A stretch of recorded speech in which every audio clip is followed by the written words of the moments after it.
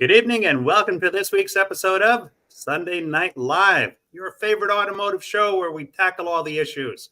We talk about the things that affect the front of the store, the back of the store, the middle of the store, all those things that improve the customer experience. Because, contrary to popular belief, it's the customer experience that brings them back time and time again. And I have a strategic alignment with TechForce.org, an organization that's very dear to my heart because what they do is they help our business, right? We're all struggling for technicians. And TechForce last year, I believe, was $1.5 million in scholarships to help students. And this year, I think it's on track for what, 2.3 or something like that, Ben? That's right. So they do great stuff. Once a month, we do a segment with techforce.org. And today we have Mr. Benjamin Peoples. Thanks for having me, Paul. This is exciting. It's good to be here. So tell everybody a little bit about this Benjamin Peoples guy, what you're about, how long you've been in the business, and kind of how you got to this point. Yeah, so I am, New Jersey native. Got to start with that. Don't live in New Jersey anymore, but started out there and found my way into the nonprofit sector. And from that, found TechForce, really enjoyed the mission, aligned with the mission of helping young people find careers that fit, not just careers that their parents think are great for them, but careers that they're really going to excel in. And I've been with TechForce for about 5 years, been in the nonprofit sector for about 10, and just continuing to work to help people really take control of their lives and just increase that engagement with the world around them. You know, TechForce is a much needed organization because, you know, we had a conversation home the other day, and when my grandkids get out of college, they're looking at about $250,000 worth of debt. You've got to have a really kick-butt job to be able to swing payments on $250,000 worth of debt. I mean, that's crazy.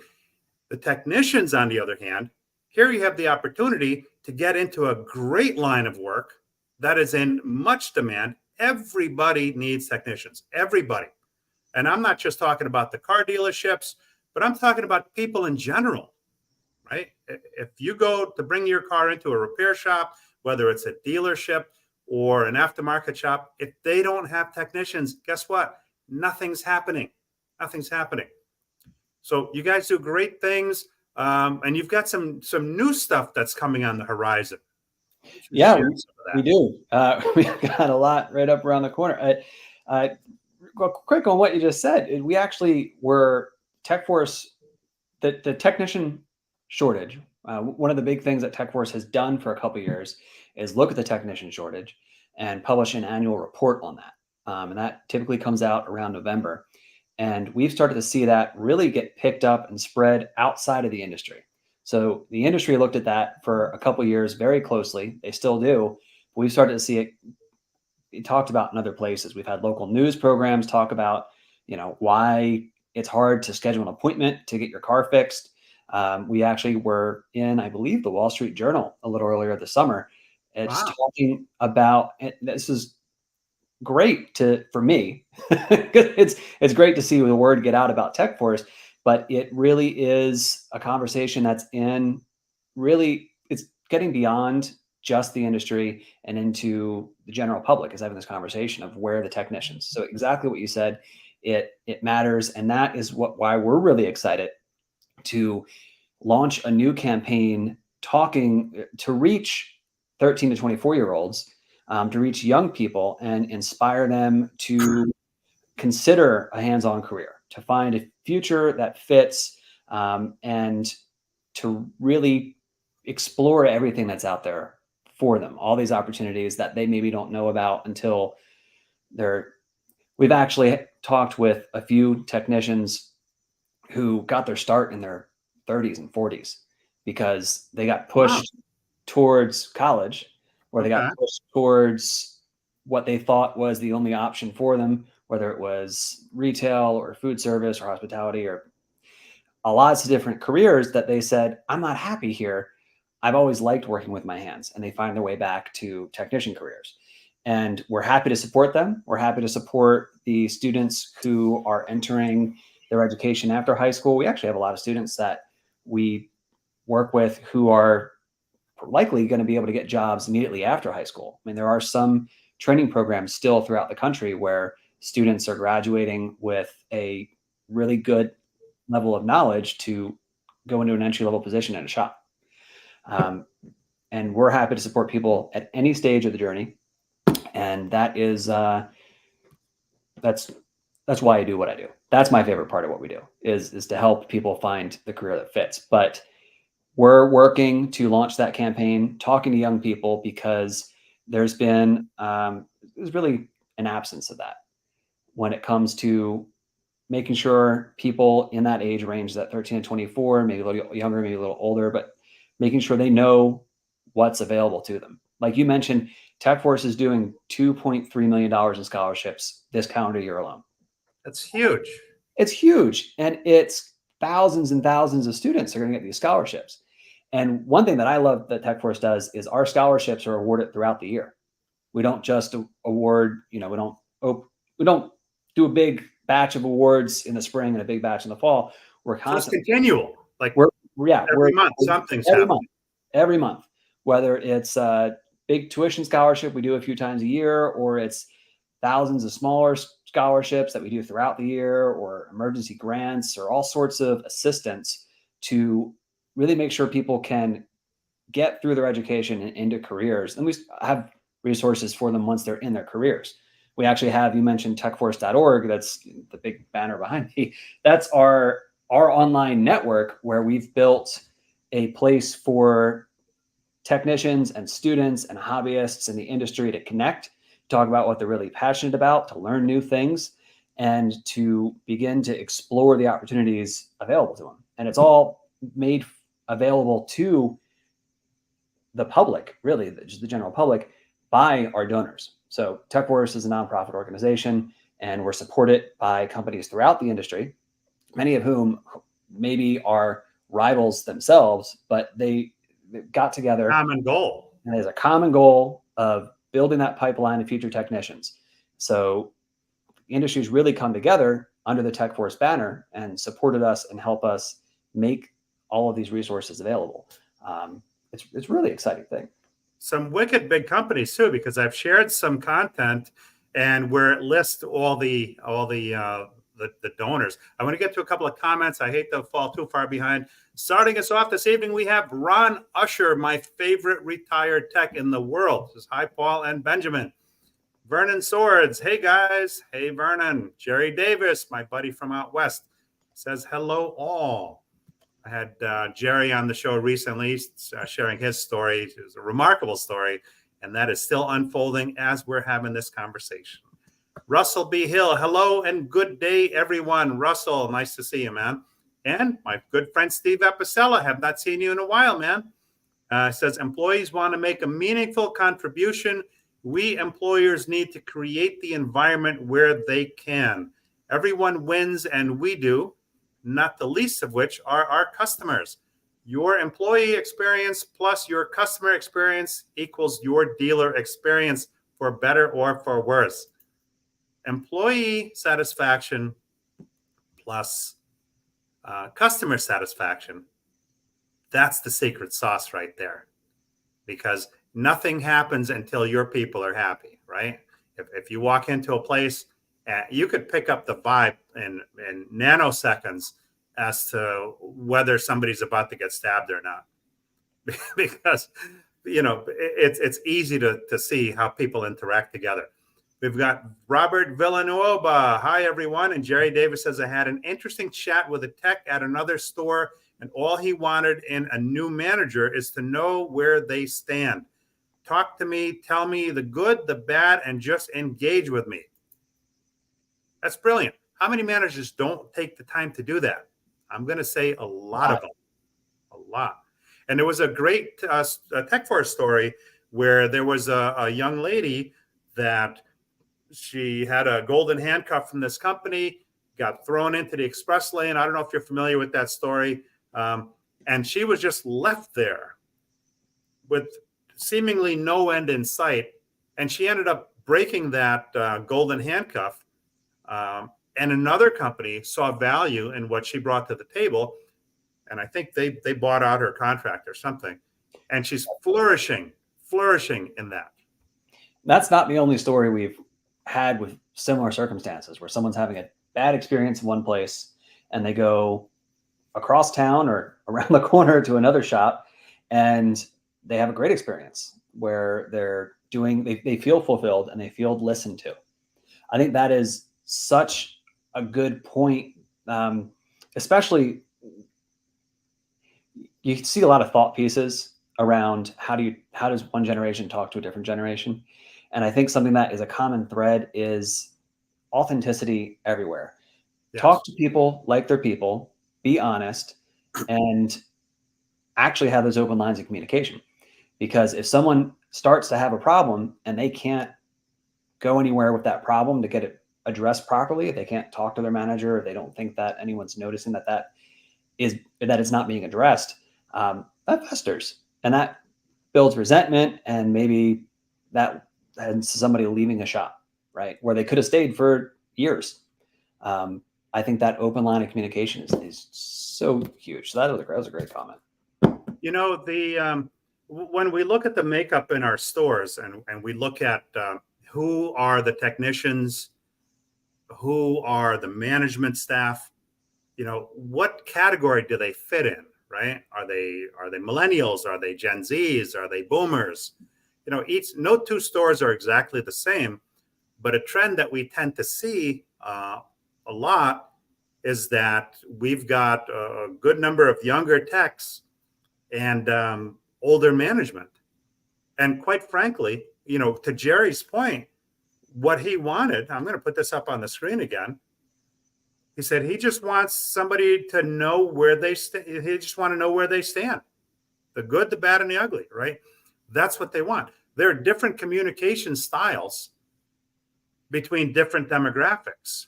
So it's very important for management today to kind of learn more about the demographics of the people that are working in their shop so that they can speak to them on their level. There's a book called the 5 Love Languages. I've recommended this book in so many different venues at different events. It's a book that talks about what kind of moves people, right? What they're looking for. So I always thought, you know, my wife wanted certain things, but it turned out those were things that I wanted. So the things that I would do for her, although I thought I was doing it for her, I was really doing it more for myself because subconsciously, you know, I'm communicating to my style. And where I'm going with that is that if we learn about the people that are in our shop, some of the younger folks, and we learn what's important to them and we cater to that, then we're going to have a lot better understanding of who's in our shop, right? They're more likely to want to tow the rope in the same direction that we're pulling it because we're taking the time to get to know them. Yep. So what other types of things, what other types of initiatives? Yeah. So TechForce, obviously, where we started was with the scholarships, and we continue to do that. And that's something that goes on, again, all year.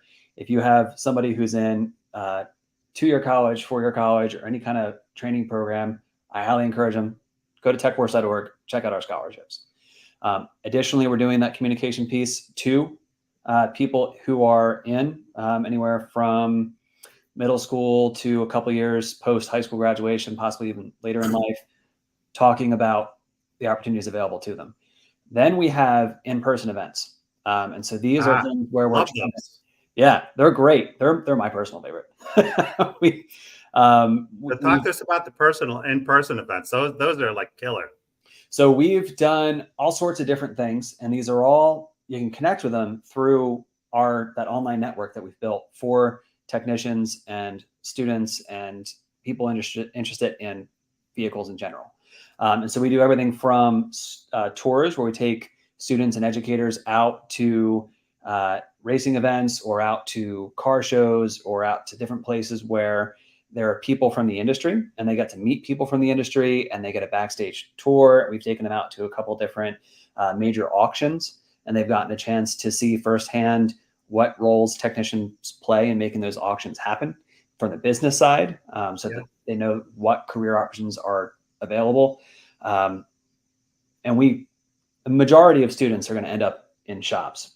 Some of them are going to end up service managing, some of them are going to end up in other places, but we work to make sure students have that opportunity to know what's available to them. So these in-person events also, we show up with this really cool exhibit where people get a chance to use an impact wrench. A lot of times for the first time, they get a chance to look at different size wrenches and get it. We have a couple different hands-on activities where we're going to places where families are, and we're meeting in person with families who have a whole range of experience, and giving them the opportunity to change a tire for the first time, to see if they can guess, pick up a nut and guess what size wrench it connects to, figure out, is that a 3/8 or, and a lot of times we have kids who, they're not very young. They're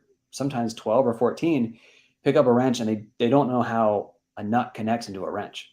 I mean, they are taking a crescent wrench and they're trying to put the nut over the prong of the crescent wrench.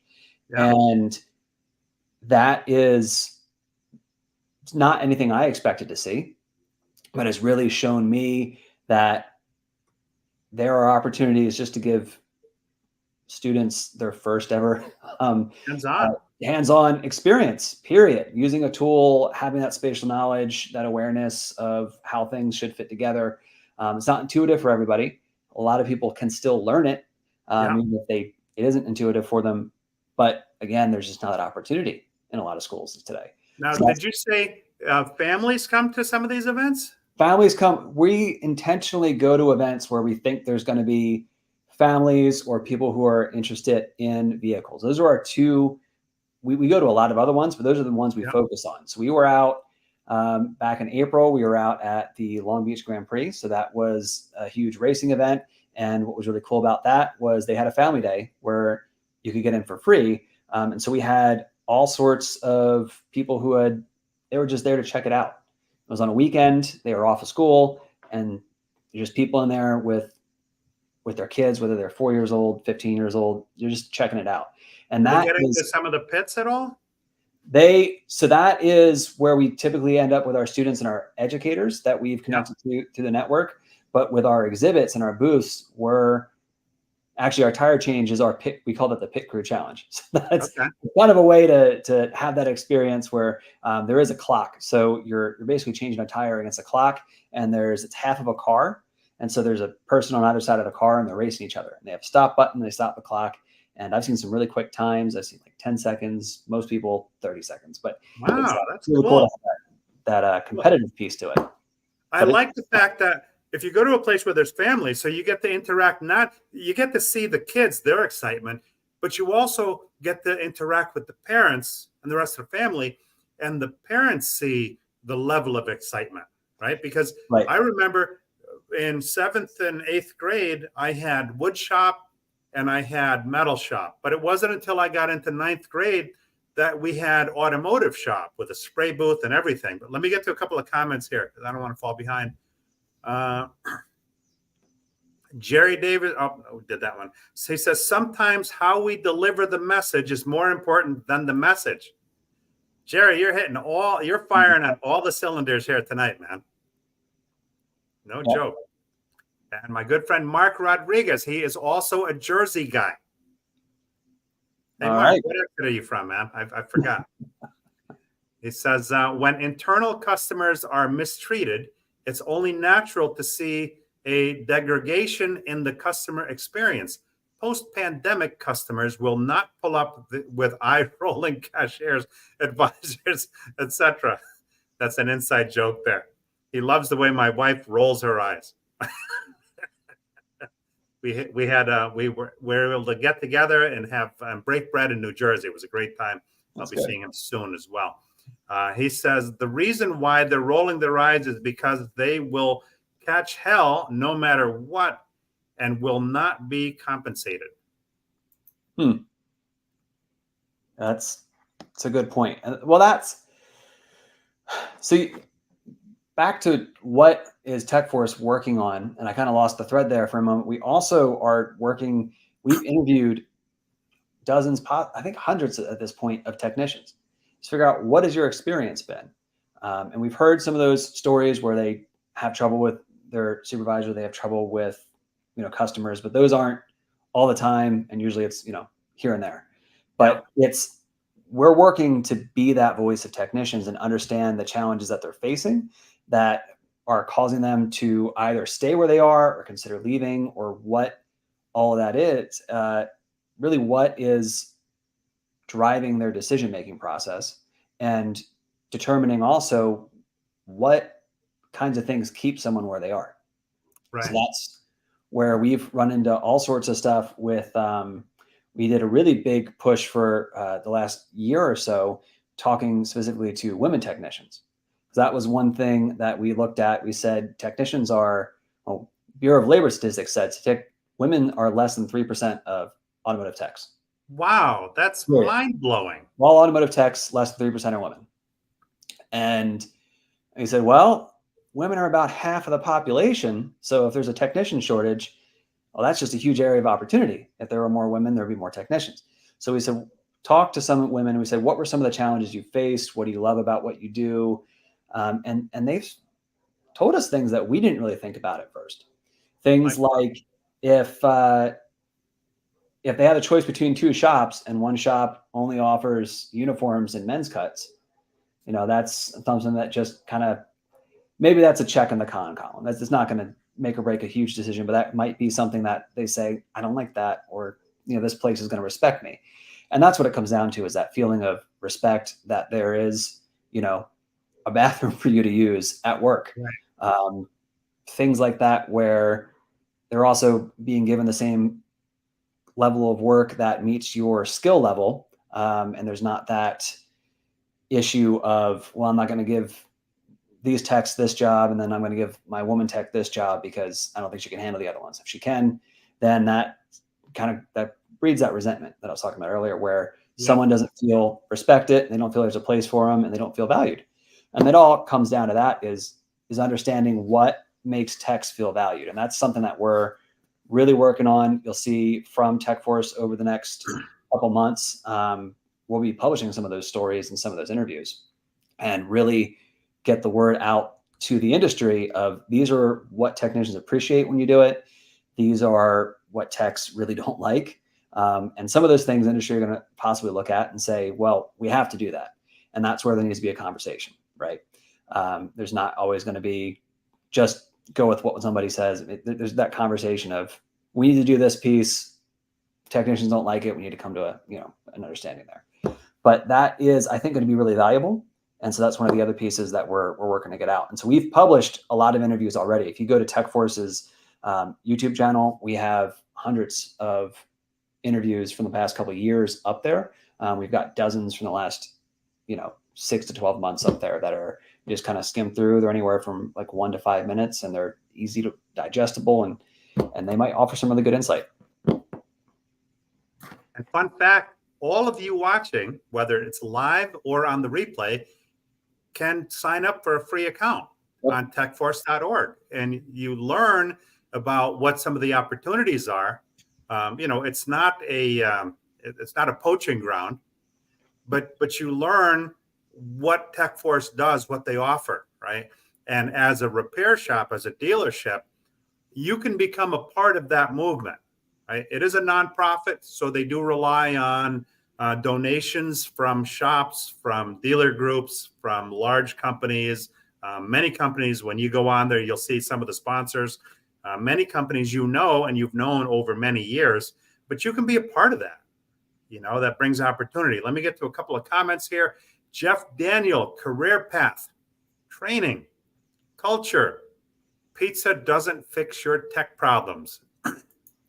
That is 100%. These are things that the younger generation wants. They want stability. They want to feel valued. They want to know that they're not just showing up at some dead end job, that there is a career path.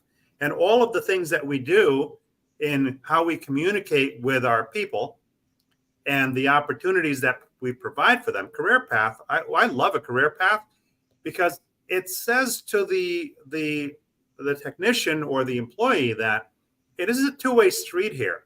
Okay, we're not just expecting you to do X, Y, and Z, and that's the way it is. No, what we're laying out is that here are the things that we'd like you to become proficient at. Here are the certifications that we would like you to get. And in return for that, when you reach each level, then you graduate. Maybe you go from, the quick lane into the main shop. Maybe there's an adjustment in your pay. Maybe there's an adjustment in your schedule.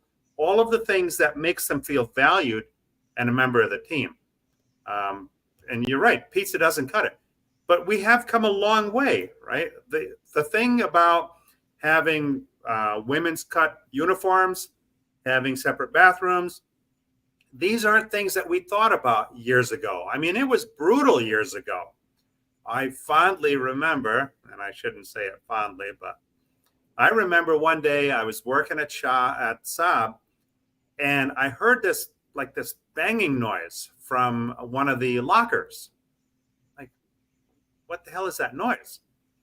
So I found the locker where the noise was coming from. I unlatched it, I opened the door, and lo and behold, the new guy was in the closet. They duct taped his mouth, they duct taped his hands, and they stuffed him in the closet. In the locker, not closet, a locker. Like, locker small, right? There's not a lot of room in a locker. But they stuffed this guy in there. That would never fly today. But I'm just illustrating a point how far we've come, in learning about what do we need to do to make our people feel more valued. Let's see. Jerry Davis says, we in our business need to take the time to show the next generation what happens behind the curtain. I think that's a really good point. It goes back to what you're saying a minute ago with that career path. I had the pleasure of speaking with some really ambitious students and technicians who are in their first few years of their career, and they know how to get the training to become more mechanically proficient, to become better technicians, but they don't know what the next step is in their career. And they definitely don't know what the next 5 are. They don't have I think there's a strong yearning for knowledge on how to build that 5 to 10 year plan for themselves. And so I think that seeing behind the curtains, knowing what the career opportunities are, knowing how managers got to where they are and what steps current techs can take to move forward, whether they want to go into management, whether they want to go into whatever. TechForce talks a lot about a career lattice, whatever place they want to go, that is great, but they need to know how to get there. Right. I mean, talk about a valuable resource. Jeff Daniels says, Jerry, 100%, but we have your senior techs assist and mentor the future. And most importantly, pay your senior techs for their knowledge. 100%. There are so many different schools of thought on that. But somehow, some way, they need to be compensated. If you look at what's important to people today, I would think I happen to know that across many demographics, pay and benefits are right at the top of the list, at least ahead of whatever's in second place. So we can't expect our people to just do stuff for free, right? And there's different ways to approach that. Maybe I look at it a little bit differently than some people. The way I look at it is if I can convey the value to each employee, whether it's a technician, a service advisor, whatever that value is to that person, that they fully understand it. So now they know, what am I responsible for? And as a result of what I do, what does that do for me, right? What's my why when I spend 8 hours in the drive, or when I spend 8 hours under a lift? what does that mean to me in dollars and cents and responsibility? Once people fully understand that, then they're going to be a little bit more invested, right? You go from just a basic hourly employee to somebody that cares about what they do. Once you've achieved that step in the process, the next piece, and I'm a big believer in cross training, is that they need to understand how their value impacts their coworkers. They need to understand what their coworkers' value is and how it impacts them. And when everybody buys into that, you may or may not have to pay them a lot because you may already be paying them. They just may not realize that. Right? Does that make sense? Yeah. The additional benefits through training and through, all that is very valuable. And so that's a good point. I think it also is it's that compensation and it's the culture piece, right? It's making sure I'm thinking kind of a high level about retention. It really comes down to make sure they feel felt, make sure they feel like there's a place for them, and make sure they have exactly like you said, that compensation and that path forward, because that is 100% what we hear from technicians that they want to. Because a lot of times, they don't think there's compensation, but there is. It all depends how you look at it. I walked into a store recently and I asked the service manager, how's your tire business? And he tells me, we don't really worry about the tires because there's only 10% margin in it. So, well, that's kind of the wrong answer, because I don't do tires because I'm making 10%. I do tires because I don't want to lose the 100% of when they go to an aftermarket shop because they don't know we're in the tire business because we're not doing it. Let me get to a couple of comments here. Let's see here. Jerry Davis. Yeah, Jeff, we currently have that happening in my shop, a string apprentice program, paying the techs for helping training. He says, I have hired 2 female techs and they've been a shot in the arm to the rest of the shop. Here's my feeling on female techs and a little bit of what I've learned and a little bit of what I've kind of put together in my own head. Men and women are different, right? I mean, beyond that whole men are from Mars, women are from Venus thing. The way we process things is a little different. I would tend to believe that a woman would be more methodical in her approach to a particular repair, whereas guys are more kind of by gut feel. But at the same time, I would also tend to think that guys might be the first to jump on the shortcut bus, right? If I could do something without doing all the steps, that's the way I'm going to do it. But that might not help them with that whole fix it right the first time thing. So, it's an interesting thing, Jerry. And I'd be curious as to what your take is on that. If you just hired them, you're not going to know right out of the gate. But I'd certainly, we do talk. I'd certainly love a follow-up on that to see if you see that playing out in the shop as well. And Jeff Daniel says, we have 3 female techs, Jerry, and a 4th one in September. That's awesome. 3% across the board. That's like criminal, man. Somebody should face charges on something like that. That's crazy. But why is it so low? I think it's low. Now, personal guesses here a little bit. I don't think women are encouraged to pursue it as girls the same way that boys are. So I think that is a big piece of it is girls, whatever age, aren't pushed towards those hands-on things in the same way that boys are. And so if they get into it, they're getting into it later, or they're getting into it because a lot of the women that we talk to have grown up in a rural setting where they've been working on cars with their family, or they are in a family that already works on cars, or something sparked their interest in it outside of the direction that they were getting from kind of the role models in their life. Okay. I think that's a big part of it. I think there's that element of people if they see someone like themselves doing something, they think they can achieve it. Yeah. So there's that, that see it, be it piece. And it, in that case, is kind of a feedback loop. When you don't have many women in technician roles, then other women don't, or girls don't see that as an opportunity for themselves. So they don't pursue Okay. it.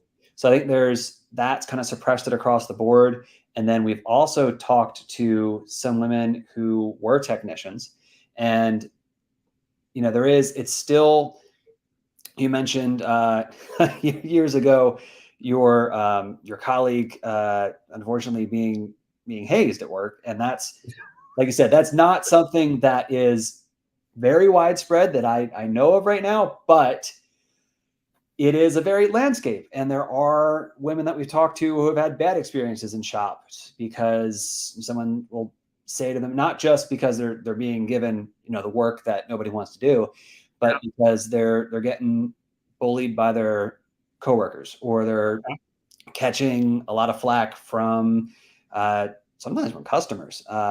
But that also doesn't help. And so that, I think, is a huge piece of the culture shift that is happening and needs to continue to happen, where not only management needs to be more receptive to the expertise really that women techs can bring, because the diversity of life experience is going to help your shop, which we've had two people in the comments already mention how, the one guy said it's a shot in the arm, because a lot of times your techs, if they're all had the same life experience, are going to approach problem solving the same way. Right. And then someone else who has that diversity of experience or of thought is going to approach it a different way. And maybe they come up with some solution that's more efficient, or maybe they're, like you said, more methodical. That's a lot of the shop foremans and managers and owners that we've talked to.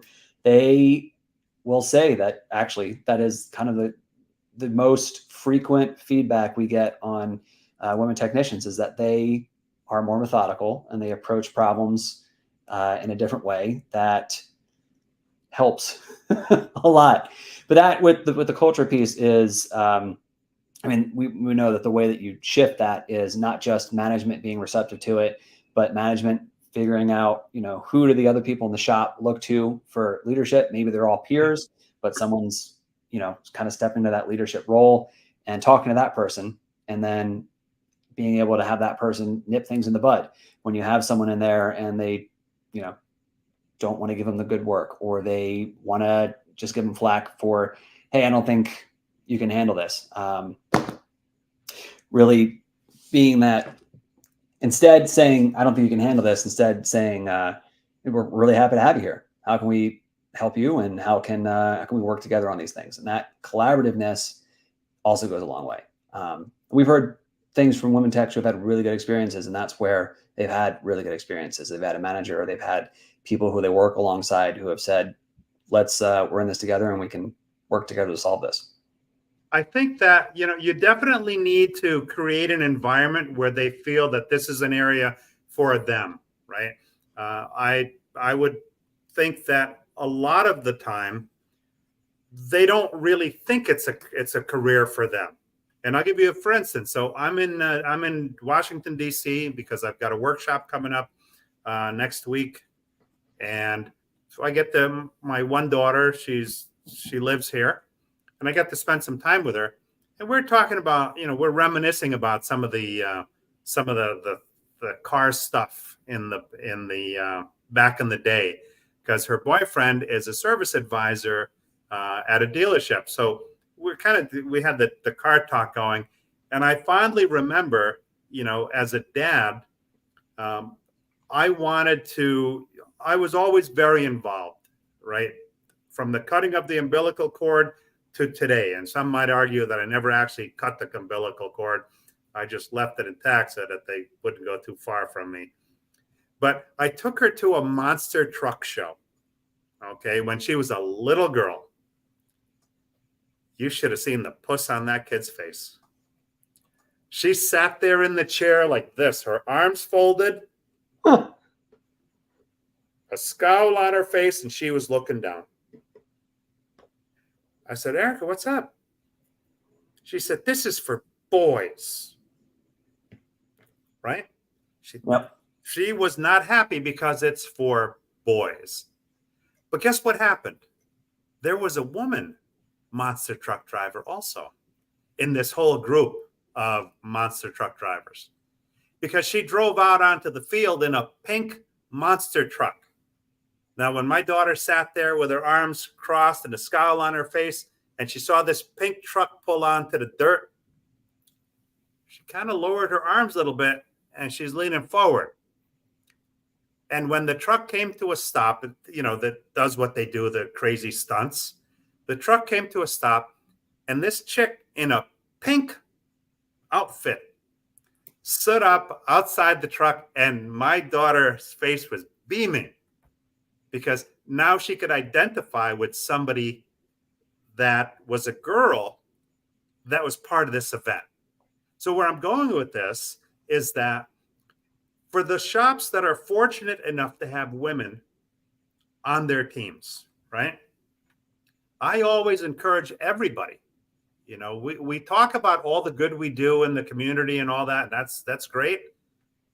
But let's do this. Don't wait for a career night. Don't wait for the school to initiate something. Proactively reach out to the schools in your area and bring a woman tech, maybe 2 women techs if you have them, a senior tech, a lube tech. You bring this group of people and you go to the school and say, listen, we get it. Not everybody's cut out for college, and not everybody's going to want $250,000 worth of debt when they graduate from college. We've got a really exciting field in automotive, right? A really exciting field. There's a reason why most of us don't get out of this business alive, because it's an incredible business. So what's wrong with proactively reaching out to the school and say, hey, look, we'd like to put together a talk in your auditorium for some of your kids. Talk with the guidance counselor, talk with the principal. And we'd like to show them another way, right? I mean, that would go a long way to changing, tilting the scales from only 3%. I mean, that's 97% are not women. Right. That's crazy. But we can affect that change. I want to get to a couple of comments here. Ray Hernandez, another good friend. Good evening, all. And Russell B. Hill says, Jeff, you're always moving in the right direction. No joke. Let's see here. Ray says, we have polled many techs in our organization, and the number one issue was not pay and benefits. It was actually training. Wow. I can believe it. Every shop's different. And yeah, that is a huge, again, that would be a compensation piece. If you think about it, if you're able to provide training that they might have to go elsewhere to pay for it, that's a huge benefit as right. Yeah. Now, where TechForce kind of supplements all this, there are a lot of training videos on techforce.org, a lot. Things that, you would think about, like I'm a big one for watching YouTube videos on how to fix anything that breaks in my house or near my person, right? And it's helped me save literally tens of thousands of dollars in repairs. TechForce has all these great videos. If you want to learn how to replace a ball joint, if you want to learn how to replace a window regulator, you name it, there's probably some video on there. Now, it's not an accredited video insofar as you're not going to get any kind of certification from it. But guess what? Just like a chef in a restaurant, a lot of the executive chefs in restaurants, they didn't necessarily go to a prestigious culinary school. A lot of these people started washing dishes, bussing tables, that have worked their way up through the ranks, that have become really exquisite executive chefs. I've met a lot of them. I've become friends with a lot of them. So when you go on techforce.org, get your youngsters involved in it. You said junior high is that typically, or do you go younger than that? That's typically where we engage directly with students is around that age. But we'll, through parents in a group setting, we've worked with.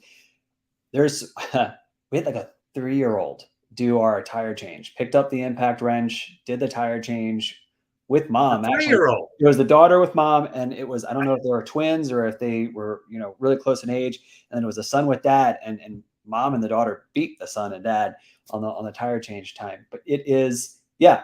If you've got young ones, go in there with them, right? Supervise internet activity, of course, but I believe you can join in around at age of junior high, and you go to techforce.org, click login or sign up in the top right corner, and it takes a minute or two to create an account. And then once you're in, you have access to all those training videos. I believe there are hundreds in there now.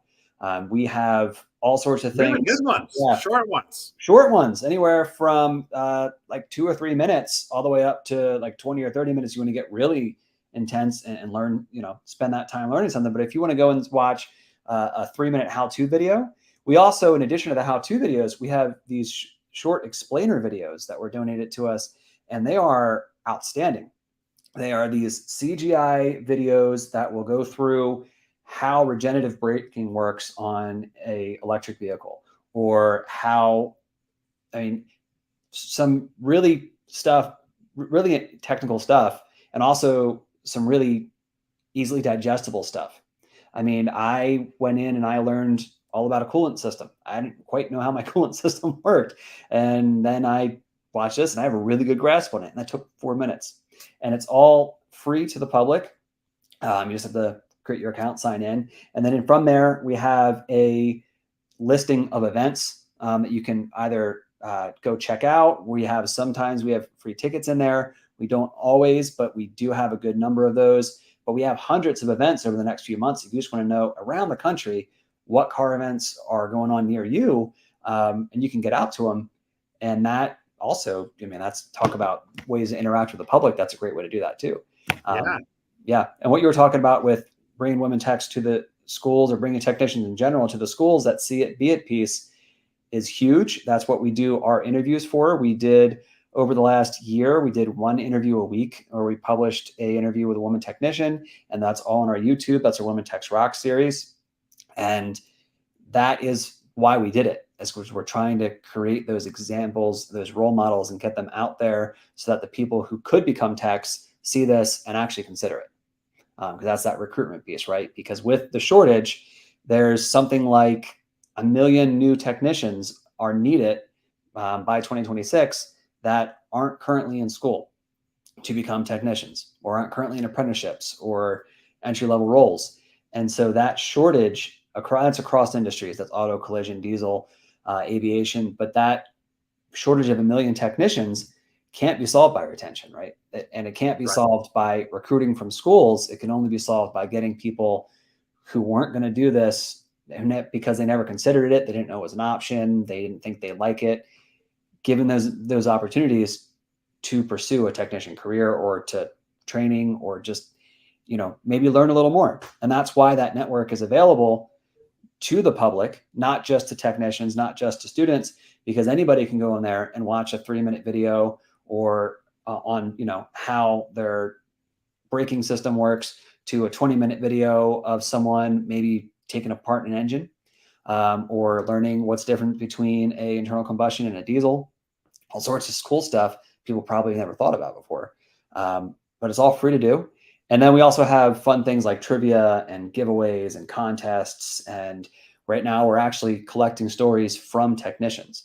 So if you have a tech who wants to talk about why they love what they do, and they want to get out their experience to other potential technicians to encourage them to do it, if they go into TechForce, they can tell us their story, and we'll get that out there in what we do.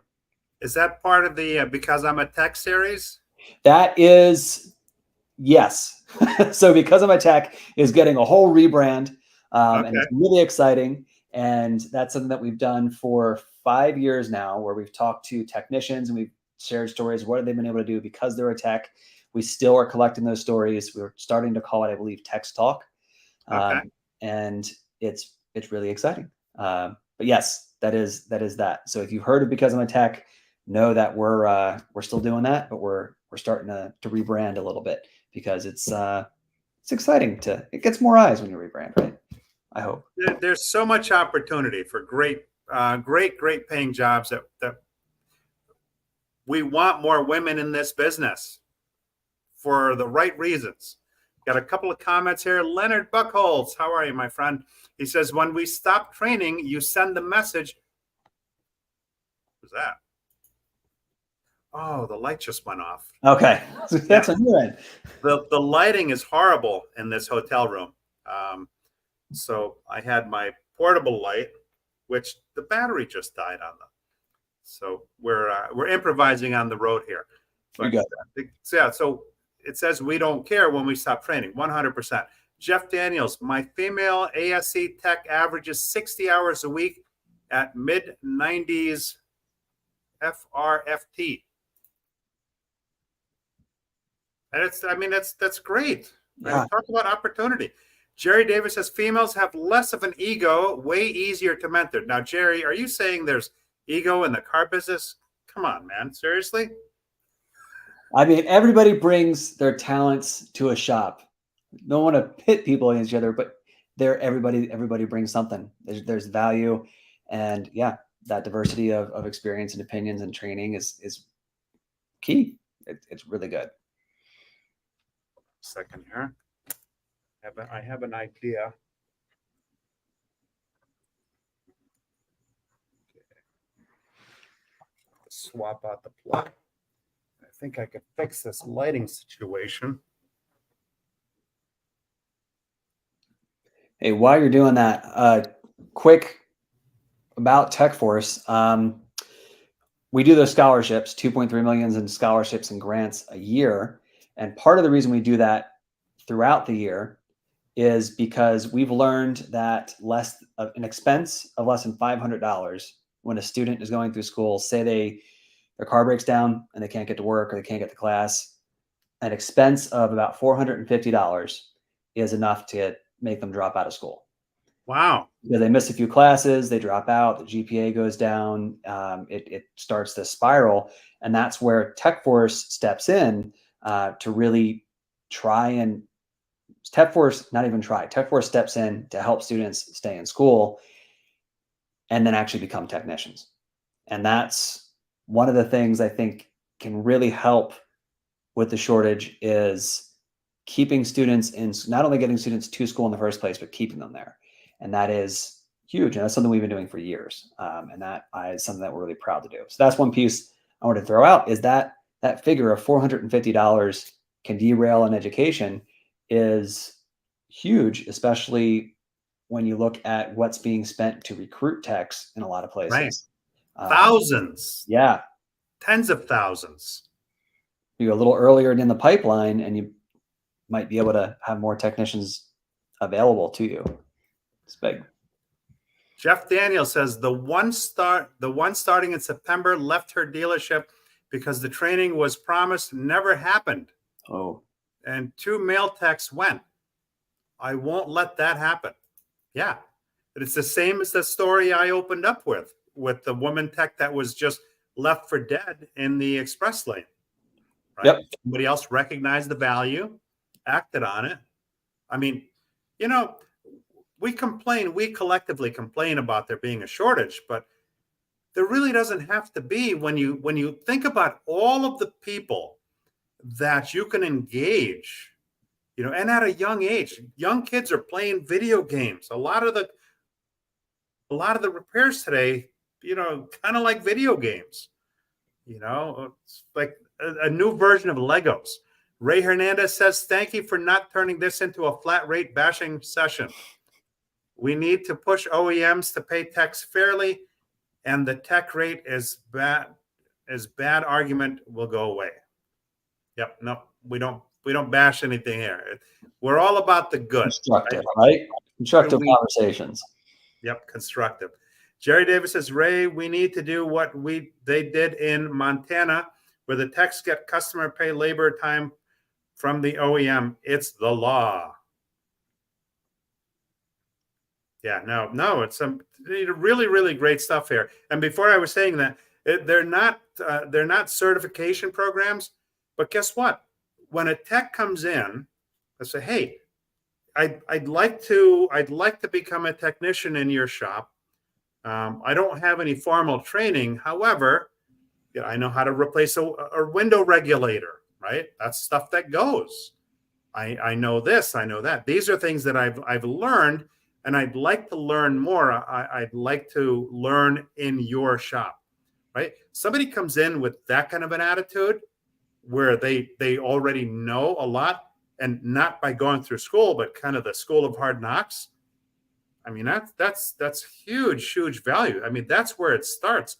I remember before I even went to automotive school, auto shop class in my high school, my dad taught me how to work on cars. I mean, now somebody needs a starter, they go to the parts department and they get a box that's got a starter in it. Back in the day, oh, we'd replace the Bendix drive, the brushes and alternators. We rebuilt all that stuff, But I learned before I learned in school. And that's where TechForce is huge, because all those great training videos, they'll learn things that are practical. Like I said, the window regulator things, that's something that goes on cars. It is. I've had it go. Yeah. I appreciate that. Yes. That opening that up. I've been with TechForce for 5 years. We didn't always have that available. Opening that up, making that available was a really exciting time for us, and watching it grow and watching the amount of people who are engaging with it is outstanding. And it's been used in a lot of ways that we never expected. We've had educators, because when you do watch some of the longer trainings, you get a screen that says you've watched this training, and we have educators who will print it out, and that they use that as part of what they do for continuing education. And the fact that there's such value in it, and that value is being recognized, is really fulfilling. That's awesome. But it's just really exciting too. And it's something that we're really thank you for helping us get the word out about it, because it's a huge value. And as many people that do it, we could have that many more also participating. And thinking about what you mentioned with the going back to people, the training, with the comment about person who was promised training not getting the training, and that's why she's moving to his shop in September. That really is that element of trust. And so we have things we've talked about with meeting people where they are, meeting your technicians where they are, with trust, actually honoring those promises that you make and speaking honestly. And that ties directly into the question earlier about I'm trying to remember, there was a comment earlier, the exact phrasing I can't quite recall, but it was all about doing what you're going to say. Right. Say what you're going to do and do what you're going to say. Right. And then also communicating, just honestly communicating the good. That was it. The good and the bad. Because they heard from technicians that that's what they want. And that's what we've heard too, that technicians want that clear and open communication, and the trust and the honesty is a huge piece of that. And then just meeting people where they are to actually have conversations with them, not talking at somebody. That's the kind of thing that really builds a connection with someone who's new in a shop. I mean, that is just knowing that you can believe what people in authority in your employer, your workplace say. That's huge. And no wonder she left, because broken promises are. Ray's got a great comment here. He says, I completely appreciate the tech shortage narrative. I want everyone that can't hire techs to believe that. It's not about how well you pay, train, and treat your people. The innovators will hire techs regardless of a global shortage. Ask Ed Roberts if he has a tech shortage. I used Ed Roberts as an example the other day in my workshop with dealers, as to somebody that really, he's there for his people. He knows his people. He was given an opportunity, and he appreciated that. And it's caused him to grow. He went from a technician to the COO of, Bozard Ford Lincoln because somebody gave him an opportunity. And he believes in that same opportunity for others. Okay. And I don't think he has any kind of tech shortage. I believe it. I mean, the whole industry has a shortage, but there's not such an absence of techs that somebody like that's not going to find who they need. Right. Yeah. If everybody were to, I mean, the perfect world is everybody would have that approach to management that somebody like Ed does. But if we get there, then the next innovator is going to be the one who doesn't have the problem with hiring. There is still a shortage, but again, it's there are people in this industry who you can emulate who are recruiting well because they have those open lines of communication. Their employees trust them. But we're here also. Yeah, exactly. But and we have TechForce here who is helping to make more technicians available for consideration for hiring by making sure they can get through school and then making sure those people in that K-12 are considering these careers. And even after that, we do, again, with the public outreach, we have parents who have come to us and said, hey, maybe I'll consider this as maybe I'll go back to school. But yeah, that shortage is there. You individually can probably find a way to solve those issues. Yeah. As an industry, it is good to see the industry coming together to also solve the higher issue of just having enough techs for every shop that needs it, every empty bay. Because as somebody with a car, it'd be really nice if I could get my oil changed. I know how to do that, but if I could get a good service, because it's huge, and the public is picking up on it. So because they have to. Right. It took a couple of years. The industry has known about the shortage for a while, but many years. Yeah, many years. But to start to see it in, the New York Times and the Washington Post and on your local news that there's a shortage. There's a lot of opportunity there because there's focus on it. Jerry Davis says 100% Ray, right on point. And with that, we come to an end of another weekly show. This has been super fantastic. Thank you. Thank you for sharing this because it's valuable information. Everybody that's out there, techforce.org. Sign up for your free account. Take a look and see what's out there. As a matter of fact, I'm going to show you a video here how to do that. What's up, everyone? I'm world champion drifter and professional fun haver, Vaughn Gittin Jr. I'm reaching out to you today to let you guys know about TechForce. TechForce, the first and only social network for next-gen tech. Welcome to TechForce, a platform dedicated to launching and advancing the careers of next-generation technicians. People like you, students, instructors, working techs, industry leaders, you. Showcase your school, job, and awards. Post your current project and follow your friends. Flex your talent. Follow industry trends and connect with future employers. Connect works on all devices. Compete with other users and climb the leaderboard in daily and special trivia. Scholarships. $1.5 million in scholarships awarded annually. Explore your passion, flex your talent, build your career. Join techforce.org. Pretty cool, right? So make sure you head to techforce.org. Have fun. Whoa!